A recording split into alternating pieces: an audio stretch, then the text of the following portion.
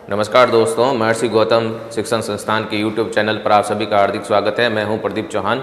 मैं आज आपके लिए लेकर आया हूं विषय विज्ञान कक्षा 9 चैप्टर नंबर 2, क्या हमारे आसपास के पदार्थ शुद्ध हैं। उसमें जो टॉपिक चल रहा है वो है मिश्रण के घटकों का पृथक्करण, और आज हम उसमें पढ़ने जा रहे हैं। जैसे पहली हेडिंग जो आ रही है वो है नमक और कपूर के मिश्रण का पृथक्करण, और नमक और कपूर के मिश्रण का पृथक्करण कैसे किया जाता है इसको हम समझेंगे।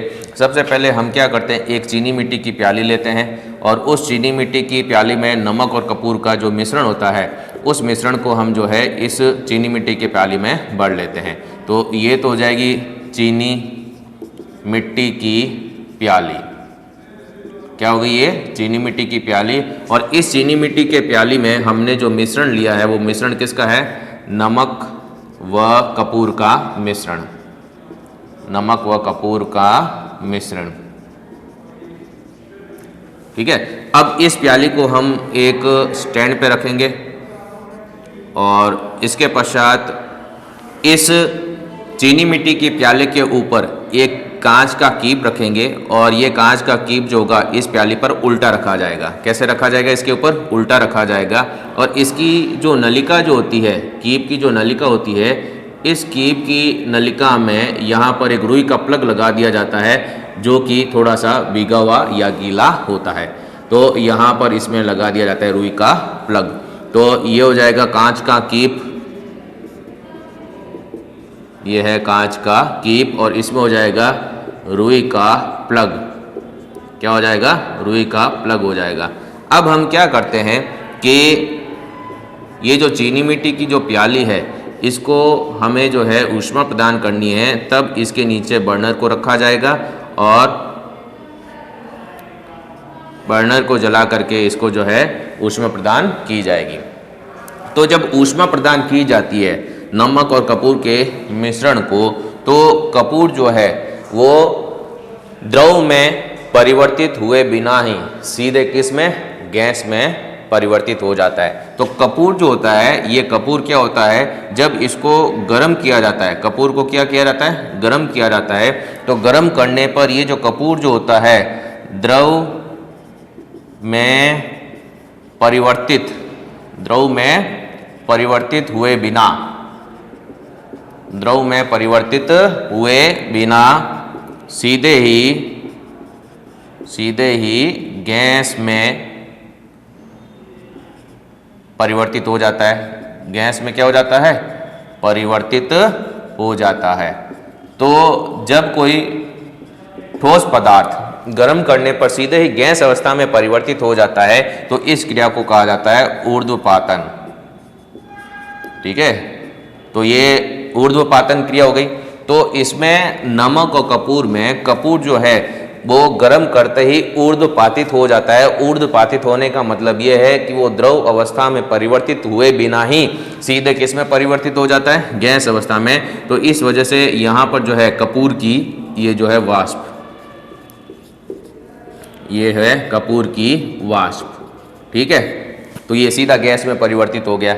अब धीरे धीरे ये वाष्प ऊपर की ओर उठने लगती है। तो ऊपर की ओर जब उठने लगती है तो आगे नलिका में रुई का प्लग लगा हुआ है जो थोड़ा सा कैसा होता है, नम होता है, गीला होता है। इसी वजह से ये कपूर की वाष्प जो होती है वो यहाँ पर नलिका के दीवारों पर जो है जमना शुरू हो जाती है, अर्थात जो गैस अवस्था जो होती है सीधी ही किस में परिवर्तित हो गई, गैस अवस्था से वो सीधी ही ठोस अवस्था में परिवर्तित हो गई। तो ये हो जाएगा ठोस कपूर,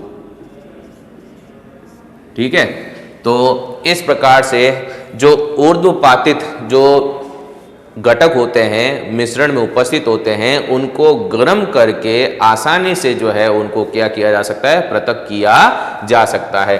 तो इसी प्रकार से कपूर के समान अन्य और भी कई पदार्थ होते हैं जो ऊर्ध्वपातित होते हैं, जैसे कि नेफ्थेलिन के अलावा इसमें एंथ्रासिन के अलावा अमोनियम क्लोराइड, क्या हो जाएगा, अमोनियम क्लोराइड।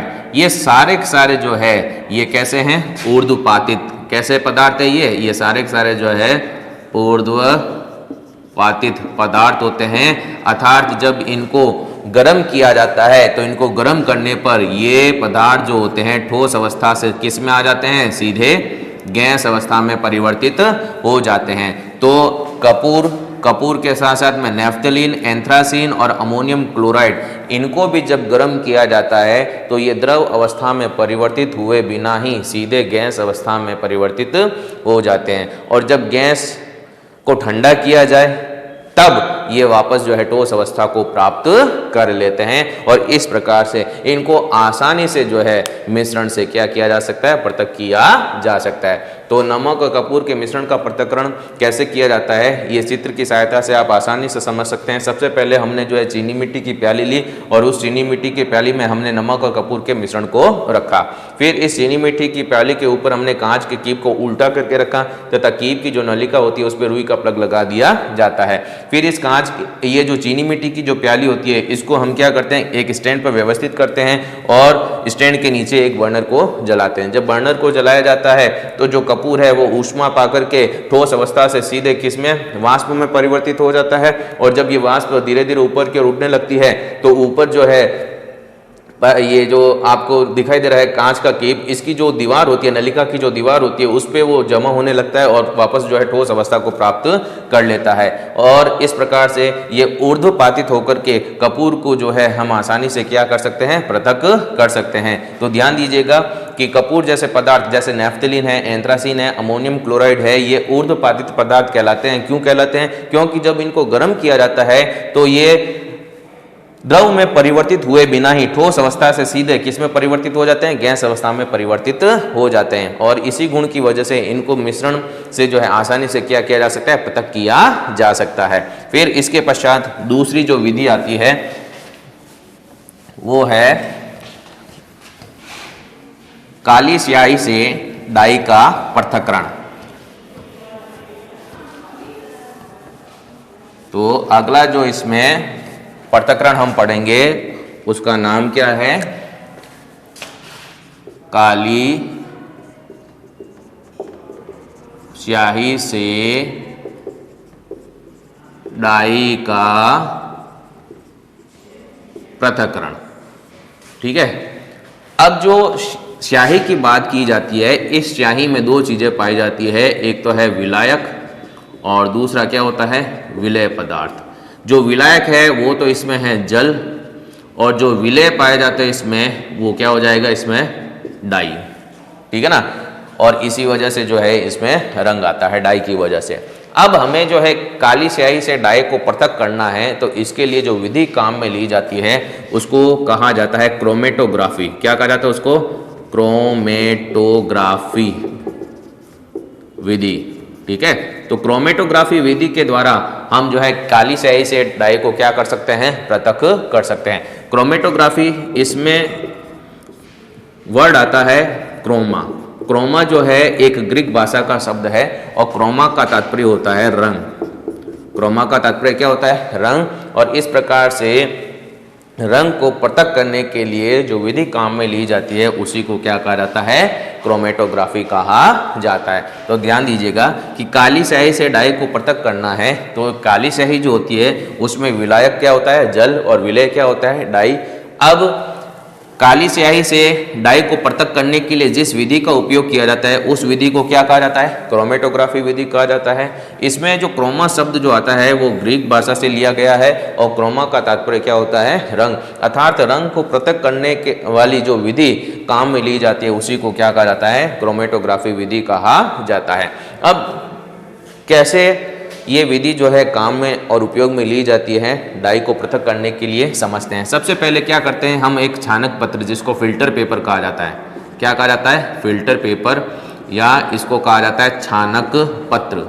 क्या कहेंगे इसको, छानक पत्र, या तो फिल्टर पेपर कह सकते हैं या फिर इसको क्या कह सकते हैं, छानक पत्र कह सकते हैं। तो छानक पत्र की एक पतली सी परत लेंगे, ये पतली परत हो गई। ठीक है। तो मान लीजिए ये छानक पत्र है और ये छानक पत्र की एक पतली परत है। अब हम क्या करेंगे कि जो छानक पत्र का जो निचला किनारा होता है, इस निचले किनारे से 3 सेंटीमीटर ऊपर पेंसिल की सहायता से एक लाइन खींचते हैं, एक रेखा खींचते हैं। तो छानक पत्र का ये निचला किनारा है, इस निचले किनारे से कम 3 सेंटीमीटर ऊपर जो है पेंसिल की सहायता से हमने क्या खींची, एक रेखा खींची। अब इस रेखा के मध्य में हम क्या करते हैं कि जो काली स्याही जो होती है, काली स्याही की एक जो बूंद होती है, उस बूंद को यहाँ पर रखते हैं। तो ये हो जाएगा फिल्टर पेपर यानी कि छानक पत्र। और ये निचला जो किनारा है उससे 3 सेंटीमीटर की ऊंचाई पर हमने जो है एक पेंसिल की सहायता से यहाँ पर रेखा खींची और ठीक उसके मध्य में जो है काली स्याही की बूंद को रख दिया। तो ये हो जाएगी काली स्याही की बूंद। अब ये जो काली स्याही की जो बूंद हमने रखी है इस छानक पत्र पर, इसको कुछ समय के लिए सूखने देते हैं। सूखने के पश्चात हम क्या करेंगे कि एक जार लेंगे, परख नली लेंगे या एक बीकर लेंगे। जैसे मान लीजिए यहाँ पर एक जार ले लिया, ठीक है। अब इस जार में हम पानी भरेंगे। क्या भरेंगे? इसके अंदर पानी भरेंगे। जैसे ये जार लिया, कांच का बना हुआ है, और इस जार में हमने किसको भर लिया? जल को भर लिया। जल को भरने के बाद में हम क्या करेंगे कि इसके भीतर फिल्टर पेपर यानी छानक पत्र की जो पतली परत जो हमने तैयार की है उसको इस प्रकार से इसमें व्यवस्थित करते हैं कि इसका जो निचला किनारा है वो किसके संपर्क में रहे? जल के संपर्क में रहे। तो ये छानक पत्र है। कौन सा पत्र है ये? छानक पत्र। और ये छानक पत्र का ये जो निचला सिरा जो है ये किसके संपर्क में है?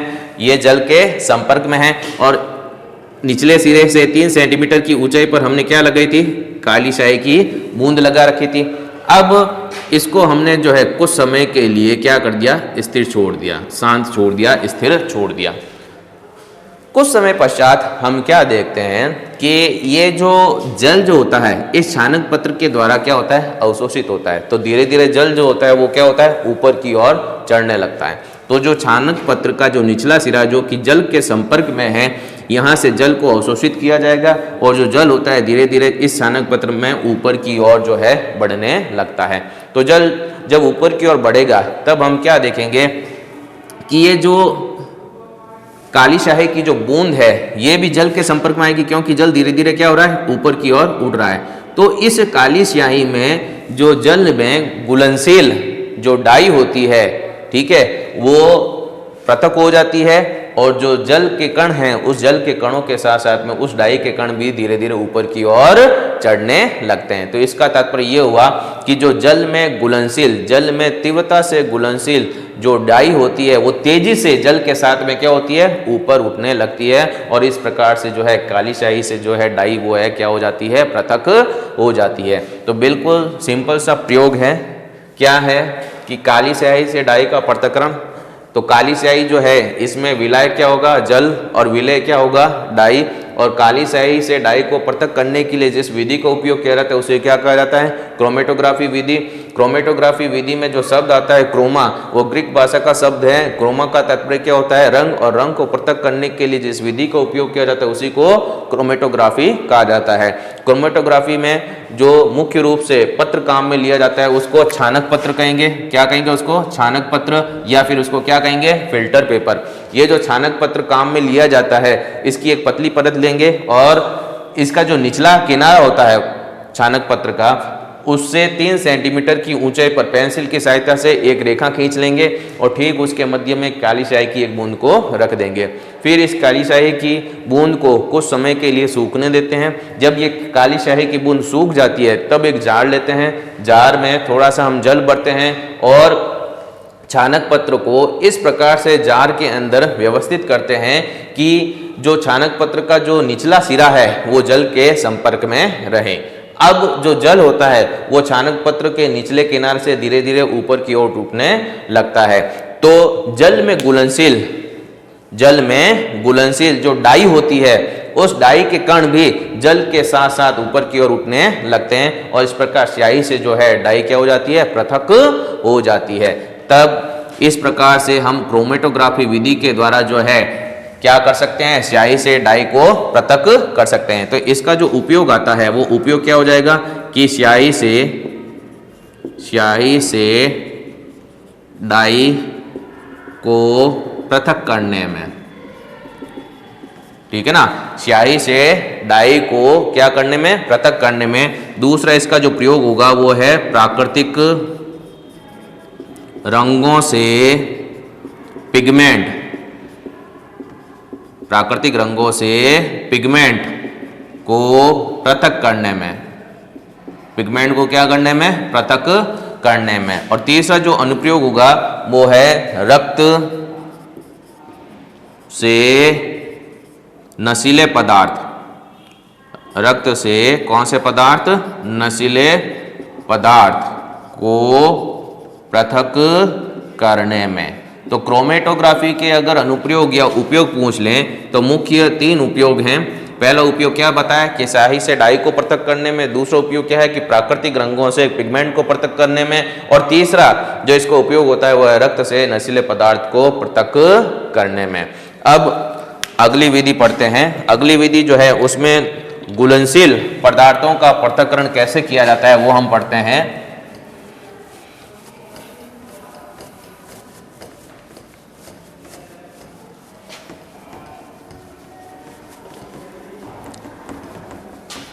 तो अगला जो पृथक्करण हम पढ़ने जा रहे हैं वो पृथक्करण क्या है, 2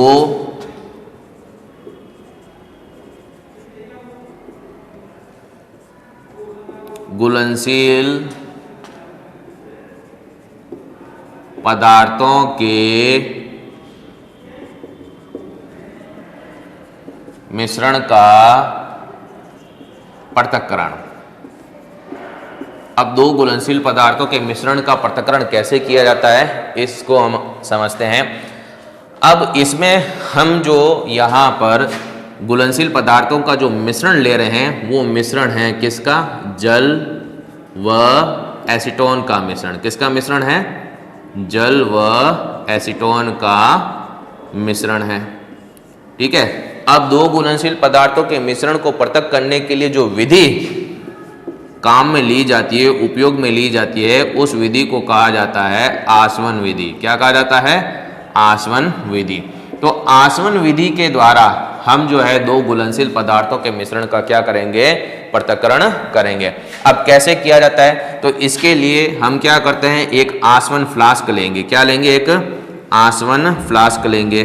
कांच का बना हुआ पात्र होता है, ये इस तरीके से आसवन फ्लास्क होगा।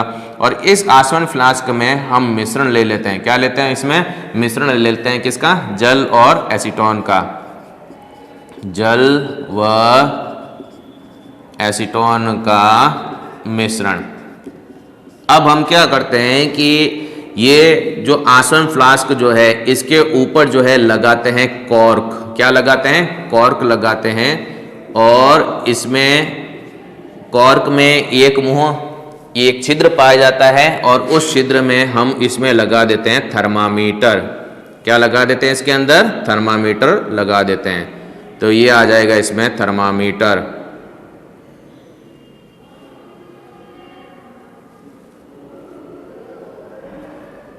ये लगा दिया हमने इसमें थर्मामीटर।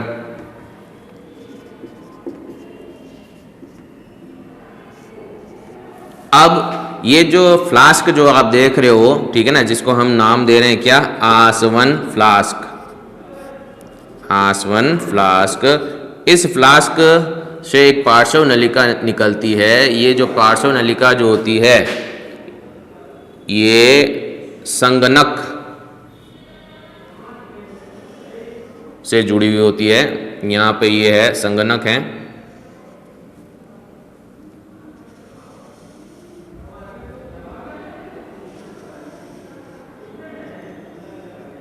ये इस प्रकार से संगणक है यहाँ पे। और यहाँ नीचे की तरफ जो है एक बीकर को रखा जाएगा। ये हो जाएगा बीकर, ये हो जाएगा जल संगणक। ठीक है। यहाँ से जल का क्या होगा, प्रवेश होगा। यहाँ से जल का क्या होगा, निकास होगा। और इसके अंदर जो है उपस्थित है एकदम शीतल जल। क्या उपस्थित है इसमें, शीतल जल उपस्थित है। अब इसको फ्लास्क को जो है एक स्टैंड के ऊपर हमें रखना है और नीचे जो है क्या लगा देना है, बर्नर लगा देना है, ताकि इसको हम जो है क्या प्रदान कर सकें, ऊष्मा प्रदान कर सकें। और फ्लास्क एक जगह पर स्थिर बना रहे, इसलिए इसको जो है एक स्टैंड से क्या कर देंगे, हम व्यवस्थित कर देंगे ताकि ये हिले डुले नहीं और आराम से जो है ये एक जगह पर स्थिर बना रहे।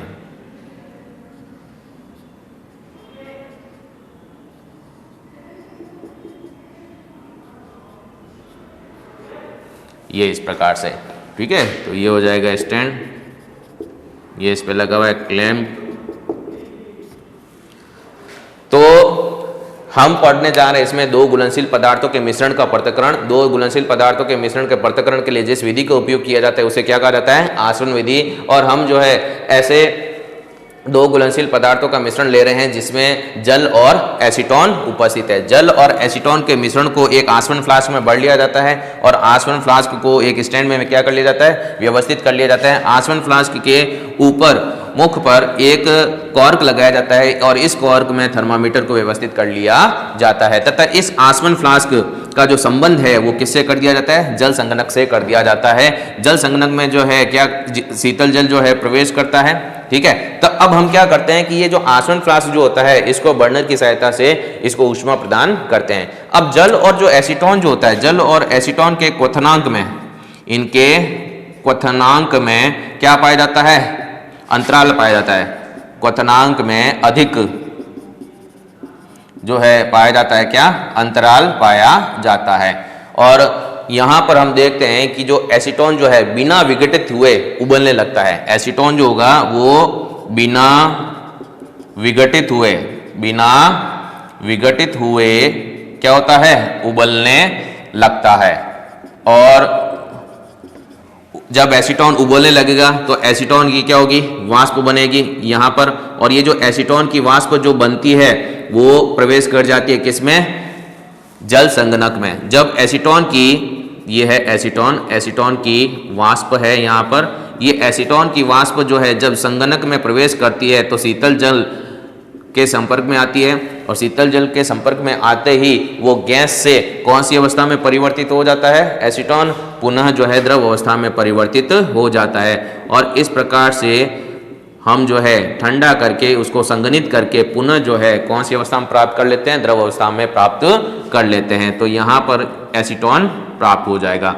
और इस प्रकार से हम आसानी से जो है जल और एसीटोन के मिश्रण में से एसीटोन को क्या कर सकते हैं, पृथक कर सकते हैं। तो यहाँ पर एसीटोन पृथक क्यों हुआ, क्योंकि एसीटोन का जो क्वथनांक होता है वो जल की तुलना में क्या होता है, कम होता है। जैसे ही जब ऊष्मा प्रदान की जाती है इस मिश्रण को तो एसीटोन का क्वथनांक कम होने की वजह से वो बिना विघटित हुए उबलने लगता है और उबल करके किस में परिवर्तित हो जाता है, वाष्प में परिवर्तित हो जाता है। और ये एसीटोन की वाष्प जो है जल संगणक में प्रवेश करती है, शीतल जल के संपर्क में आती है तो यह गैस संघनित होकर के पुनः द्रव एसीटोन में परिवर्तित हो जाती है।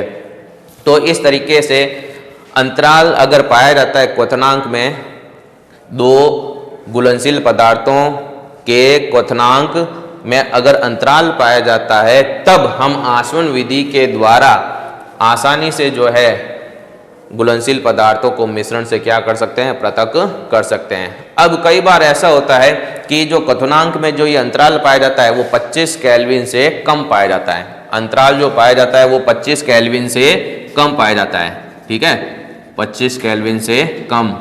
अगर मान लीजिए कि जो क्वथनांक होगा दो घुलनशील पदार्थों का जो क्वथनांक जो है, क्वथनांक में जो अंतराल पाया जाता है, अगर अंतराल जो है 25 केल्विन से कम होता है तब पदार्थों को पृथक करने के लिए जो विधि काम में ली जाती है उसको कहा जाता है प्रभाजी आसवन विधि। क्या कहा जाता है उसको, प्रभाजी आसवन विधि।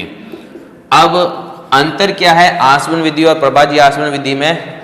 अंतर केवल एक यही होता है कि इसमें प्रभाजी स्तंभ का उपयोग किया जाता है। किसका उपयोग किया जाता है?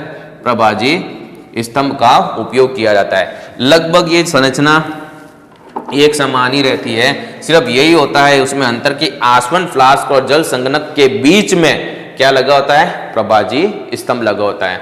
क्या कहा मैंने कि जो आसवन फ्लास्क और जो जल संगणक जो काम में लिया जा रहा है उनके बीच में क्या लगा होता है? प्रभाजी स्तंभ लगा होता है। तो यहाँ पर जो है प्रभाजी स्तंभ लगा होगा और कैसे होगा वो आप देखेंगे।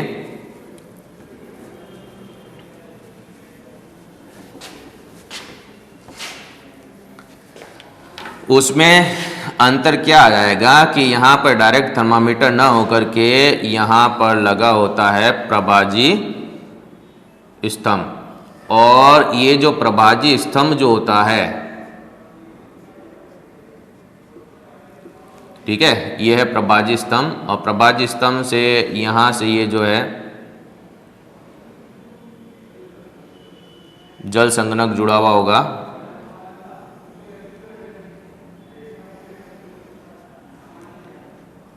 और यहाँ नीचे की तरफ जो है रख दिया जाता है किसको, एक कीप को रख दिया जाता है। तो ये जल संगणक पहली वाली विधि में था, इसमें भी है। भीतर जो है शीतल जल होगा, इसमें ये हो जाएगा शीतल जल। अब ये जो प्रभाजी स्तंभ जो होता है ना, इसमें कांच के गुटके होते हैं। क्या होते हैं इसके अंदर? कांच के गुटके। तो ये हो जाएगा प्रभाजी स्तंभ, और इस प्रभाजी स्तंभ में उपस्थित है ये कांच के गुटके। और कांच के गुटके इसलिए काम में लिए जाते हैं क्योंकि जो भी वाष्प जो इसमें आती है, प्रवेश करती है प्रभाजी स्तंभ में, तो कांच के गुटके उस वाष्प को ठंडा तथा संघनित होने के लिए सतह प्रदान करते हैं, और इस तरह से वो जो भी गैस होती है, वाष्प होती है, वो संघनित होकर के पुनः कौन सी अवस्था में आ जाती है? द्रव अवस्था में आ जाती है। और इस प्रकार से प्रभासी आसवन विधि के द्वारा कम अंतराल, क्वथनांक में कम अंतराल वाले दो घुलनशील पदार्थों को हम क्या कर सकते हैं? आसानी से पृथक कर सकते हैं। ठीक है बच्चों, आज के लिए इतना ही।